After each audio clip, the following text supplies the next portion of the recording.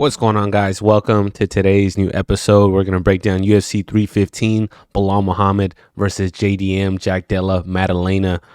Bro, I have to apologize to you guys, bro. I really do. We went 3 for 12 on our predictions, bro. I don't know what was going on, but I just gotta apologize to you guys. I think our best card that we had, we went 10 for 13. Complete opposite here, bro. And I was asking a few people, I'm like, hey, you guys gonna watch the UFC event tonight? And they're like, who's fighting? I'm like, JDM and Belal Muhammad. And they're like, who? And I was just like, all right, man. All right, that's just how it is. It wasn't the most anticipated card, but dude, it was definitely entertaining. Starting off with the first fight, uppercut KO. Brad Cantona gets knocked out. I had Cantona winning. I thought this fight was going to go to decision. He ended up getting knocked down in the first round, and that's kind of where the momentum started going from there, bro. I'm like, all right, we're 0 for 1. We're just 0 for 1. We'll bounce right back. That was not the case here. Next fight, we had Daniel Santos versus Lee Jong Lee. I had Lee Jong Lee going the distance. I liked his name, the Korean Tiger. It's like, all right, cool. He's going to get the dub. Santos moves up a division. He controlled the fight, ended up taking Lee down, and just putting pressure on him. Decision, dub for Santos. So good for Santos, not good for us. You know what I mean? So next fight, we had Marc-Andre Barriault versus Bruno Silva. Now, we had Marc-Andre for this fight, and he did his thing. He landed an elbow that could have broken Bruno Silva's skull. He was unconscious for a long time. He had to be taken out on a stretcher. So, that was crazy. We didn't know if he was dead, which I don't know. Dude, it's like once you see someone get knocked out and see the indention in their head, it's not good news for Bruno Silva. So a lot of people were expecting Silva to not really hang in there, and first round TKO. Next fight of the prelims, the main prelims, we had Navajo Sterling versus Ivan Erslan. We had Navajo Sterling getting the dub. I actually called a decision win for Sterling, so I'm going to take that because I couldn't get anything else right. Sterling had a rough first round. He was getting pieced up a little bit, but it seemed like the second and third round he was able to control the fight on the feet. I believe Sterling's a blue belt, so he had good wrestling defense, especially against the cage, but a lot of people were hoping Sterling got the dub. Sterling, I feel like he's going to be a fan favorite, bro. I feel like he's just going to eventually build his name up, and we're going to start hearing his name a lot more. There's just a lot of things he needs to work on, but he had that dog in him, and he was able to pull that out second and third round, and he was able to get the dub. Another fight we got wrong here was Modestas Bukauskas versus Ion Cutelaba. We had Cutelaba getting the dub. This fight ended up going to decision. It was close. It wasn't the most entertaining fight. It was just a solid win for Bukauskas. Cutelaba just couldn't really get the juices flowing during the fight. Just went to decision. Wasn't the most entertaining, but we're moving on. So number 6, this one surprised me a lot, dude. This is Jasmine Jasudavicius versus Jessica Andrade. Now, Jessica Andrade, former champ, black belt in jiu-jitsu. I thought if the fight went to the ground, it's going to be light work for Andrade. She's going to get the dub. The fight did go to the ground, but it went the other way. Jasmine ended up taking her down, setting up a rear naked choke in the very first round. Huge upset.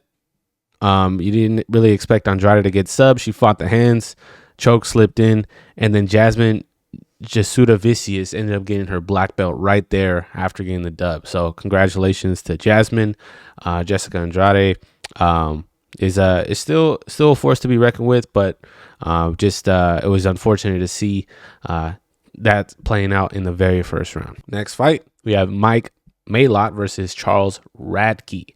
Like I said, Radek in the last one, but it's Radke. I've been seeing a lot more social media stuff from Radke. I think he was trying to play the heel role a lot, with all the personality and stuff from him. But dude got freaking put down. It was a second round TKO stoppage. Mike Maylot put Radke down.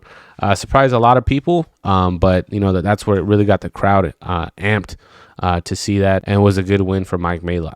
Next fight up, Benoit Saint Denis versus Kyle Prepolek.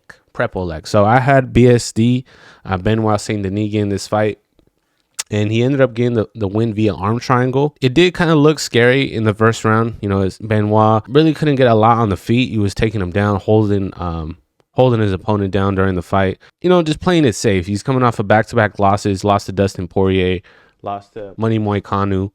So he's just trying to get back on the win column, not get cut from the UFC. It was in Canada, so he definitely had a home crowd. Huge favorite as well. Heard DC talking about like, yo, this is pretty much a gimme fight for BSD.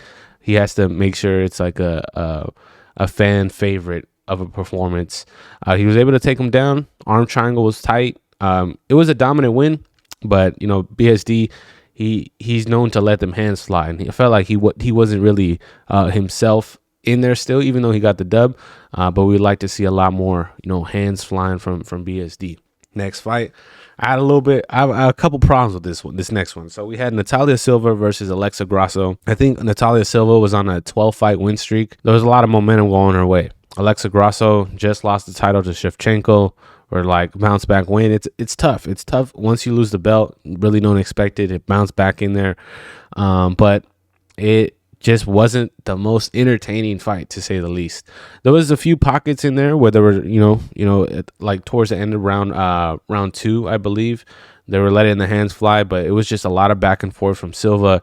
She was just having these like lateral paces back and forth. She'll go like to the left 3 times. She'll go to the right 2 times. She would hit a fast kick and then just do it again. You know, she was just like doing the salsa the whole time, bro. I'm like, what's going on? What's going on? And Alexa Grasso, just, I don't know. It seems like she's like like a robot in there, bro. It's like she's like so locked in. Doesn't seem like she's showing any emotion. But it's just that double jab was working for her, and it just seemed like she needed to involve some body kicks, calf kicks, just throwing a different mix for Silva to, you know, anticipate. But I know Alexa's boxing is really good. It just wasn't enough to get the win. So we'll see if anybody could stop Natalia Silva's style of just moving back and forth. Seems like a lot more pressure is needed to get that win. Now we're getting into the heaters, man. Ayman Zahabi versus Jose Aldo. I had Aldo winning this. You know, he got robbed in his last fight against Batista, got held against the cage. I was like, as long as we don't have that, we should be chilling, right? But you know, Zahabi brought the pressure, bro. Jose Aldo, he was very active. He was able to use his kicks. He had some strong uppercuts and hooks. But Zahabi, he did not back down. I was kind of anticipating more of like a technical performance from Zahabi. You know, maybe like peppering a few shots, backing up, being in the distance. But Zahabi was throwing down. He was scrapping, bro. I was like, okay, all right, respect to Zahabi. And you know, it's controversial if he won the first and second round, or whoever won those 2 rounds before. But the third round, bro, it was like a damn Rocky movie, bro. Jose Aldo puts Zahabi to the canvas. Zahabi gets up. Freaking Aldo's running at him. Soccer kicks Zahabi in the face. This dude's like stumbling across the cage, falling down, gets back up. Aldo rocks him again. It's like, all right, the fight's over. The fight's literally over. You see GSP, you see Zahabi screaming at him, and you're like, okay, what's going to happen? Zahabi gets up, gets his own combination of his own, and he starts freaking doing the thing. Aldo looks at the clock. There's 3 minutes left. He's cooked. He was cooked. He used all of his gas trying to finish Zahabi in the third round, and then Zahabi takes him down. Aldo had his close guard around Zahabi, and Zahabi was just landing these elbows. Honestly, I think that's what won him the fight. Just him not stopping. He was just landing these elbows, landed one right in his forehead, then Aldo started bleeding.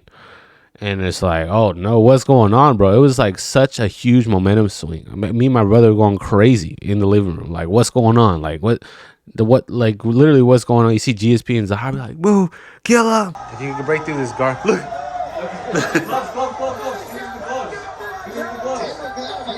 He said elbow, finish him. Elbow, he's cut. Oh no. And it's like, what? And then Zahabi ends up getting the win. Now, I had mixed feelings about it just because it was like a great fight, great underdog story. It's like one to remember for sure. But on the other side of it, Aldo, and he retired afterwards, and there's like no Kobe Bryant ceremony, like retirement speech, or, you know, give him a highlight mixtape or something. So we're going to probably have to do a Jose Aldo fighter breakdown just to remember the legend, bro. He said that was it.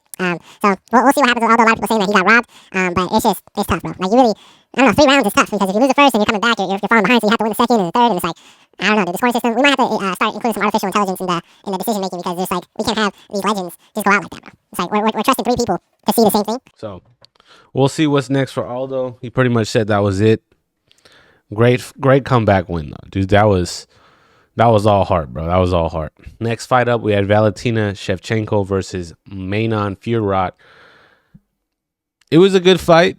I had Fiorot gain the belt. I was expecting a new champ. Shevchenko, she's not the most like entertaining fighter, to say the least. She's very technical.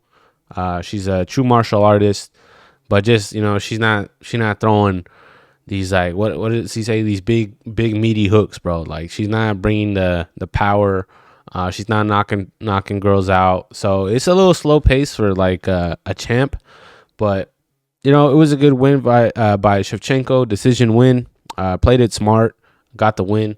But I'm not gonna lie to you guys, I wasn't locked into this fight, bro. I was not. After the Zahabi fight, I had to kind of like mentally reset, get ready for this main event.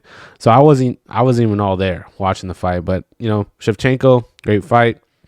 Just give her a Zhang Wei Li, bro. See how that plays out. Main event. Now going to the main event. Jack Della Maddalena versus Belal. Remember the name Muhammad.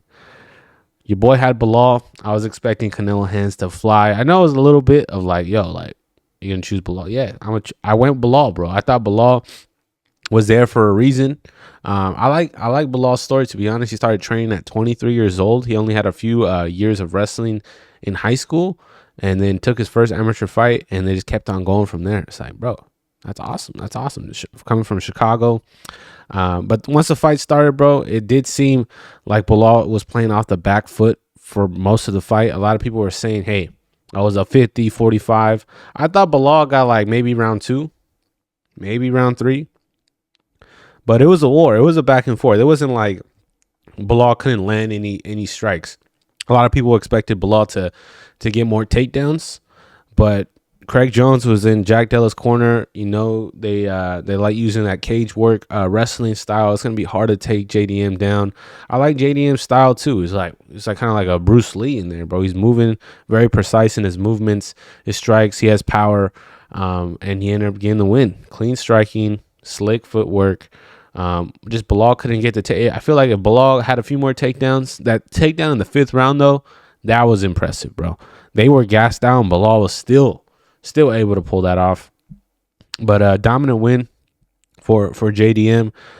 This sets up a whole new kind of timeline for us if we think about it. If we're like Doctor Strange, we have a timeline where we have Islam Makhachev going against JDM. We have one where we have Ilia Topuria going against Charles Oliveira. If Belal won, we probably would have saw Topuria and Islam. So that would have been awesome. I feel like that would have been the best outcome. But JDM, he's like, no, let me do my thing. He cooked Ian Gary. He cooked him. And that kind of just built the momentum from there. So closing recap, underrated card. Honestly, I feel like a lot of fans probably didn't check it out as much as they should have. Zahabi ended up just freaking bringing a war on Saturday against Jose Aldo.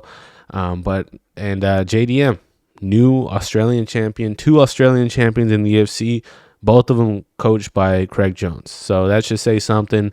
Who should JDM fight next? That's the question I have for you guys. Let me know down in the comments down below, and I'll catch you guys on the next one. And I will do more research for the next card. So we're going to come back from this. The only good thing about it is like we can't do much worse. But if we do, we're still going to study and try to do better. That's the main goal. So I hope you guys enjoyed. I'll catch you guys on the next one.